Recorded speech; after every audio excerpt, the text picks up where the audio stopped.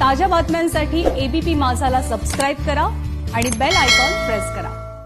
सध्या लॉकडाऊनचा काळ आहे, लोकांनी घरीच बसण्याचं आवाहन वेळोवेळी केलं जात आहे, परंतु काही लोक असे आहेत की जे कुठलं ना कुठलं कारण शोधून काढतात आणि घराबाहेर पडतात आणि गर्दी करतात। पण अशाच लोकांवरती आता ड्रोनच्या माध्यमातून नजर ठेवली जाते।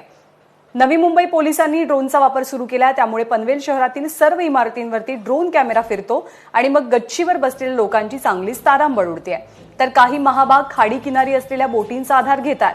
या बोटींमध्ये लपून त्यांनी पत्त्यांचा डावही मांडला, पण अशांवरती सुद्धा ड्रोनची करडी नजर कायम आहे। ड्रोन कॅमेराने टिपलेल्या लोकांवरती आता गुन्हे दाखल करण्याचं काम सुद्धा पोलिसांनी सुरू केलेलं आहे।